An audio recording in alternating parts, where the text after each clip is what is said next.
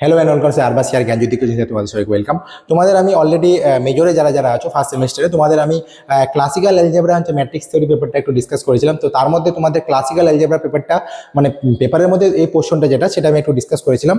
তো আজকে তোমাদের আমি ডিসকাস করবো সেটা হচ্ছে ম্যাট্রিক্স থিওরির পোর্শনটা, ঠিক আছে। ক্লাসিক্যাল অ্যালজেব্রার ভিডিওটা তোমরা যদি কেউ না দেখে থাকো তোমরা কিন্তু সেই ভিডিওটা গিয়ে দেখতে পারো, ঠিক আছে। আচ্ছা দেখো, ম্যাট্রিক্স থিওরি আমাদের কি টার্গেট থাকে, আমাদের ভিডিওটা দেখবো ওখানে নর্মালি দেওয়াই ছিল কি আমাদের কি টপিকস ফোকাস করবো কোনটাকে, ঠিক আছে। Focus topics, focusing topic actually কি করবো, কোনটা ফোকাস করবো ম্যাট্রিক্স থিওরির মধ্যে। দেখো ম্যাট্রিক্স থিওরির মধ্যে তোমাদের যেটা মেনলি পড়তে হবে সেটা হচ্ছে তোমাদের রো কলাম ম্যাট্রিক্স, সেটা তোমাদের ভালো মতো পড়তে হবে।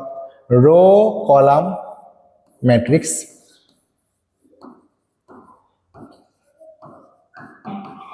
রো কলাম ম্যাট্রিক্সটা ভালো মতো পড়ো। নেক্সট তোমার এখানে রো কলাম ম্যাট্রিক্সের পর তোমরা এখান থেকে পড়ো ইকুইভ্যালেন্ট ম্যাট্রিক্স, ম্যাট্রিক্স এটা ভালো মতো করে যাও। এই টপিকটা থেকে একটা কোশ্চেন আসবে।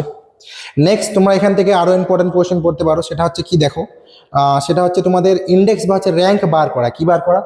র্যাঙ্ক বার করা। র্যাঙ্ক বার করা একটা 2 নাম্বার কোশ্চেন তোমরা পেয়ে যাবে। এগুলা কিন্তু যেগুলো বলছি সব ইম্পর্টেন্ট টাইপের, হ্যাঁ। আগের ভিডিওতে দেখবা, তো সেখানে আমি বলেছিলাম, এখানেও টুকটাক বলে দিচ্ছি, ঠিক আছে।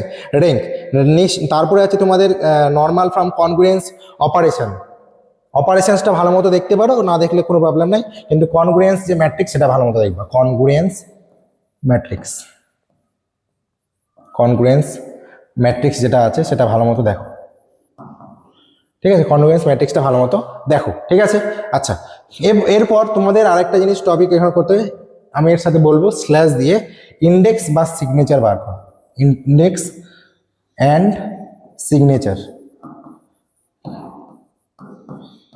দেখো, তাহলে ইউনিট 4 থেকে তোমরা যদি মেন এগুলা করে যাও তাহলে কিন্তু তোমাদের একটা ভালো নাম্বার স্কোর হবে, এবং এই জায়গাটা তোমরা ভালো মতো ফোকাস পয়েন্ট করো তাহলে কিন্তু তোমাদের ইউনিট 4টা অনেকটা বেটার হবে আশা করি, ঠিক আছে। নেক্সট আছে যে আমি ইউনিট 5-এ, চলো ইউনিট 5-এ যাই, তোমরা স্ক্রিনশট নিতে পারো। আচ্ছা, ইউনিট 5-এ আমি মনে করব ইউনিট 5 তোমাদের যদি মনে হয় তোমরা যাই করো না কেন ভালো নাম্বার পেতে চাও তাহলে তোমরা ইউনিট 5টা পুরোটাই করে যাও, কারণ ইউনিট 5-এ জাস্ট কিছু টপিক আছে, তার মধ্যেও যদি তোমাদের ইম্পর্টেন্ট লাগে তাহলে একটাই থিওরাম আছে, সেটা হচ্ছে ক্যাইলি হ্যামিল্টন থিওরাম।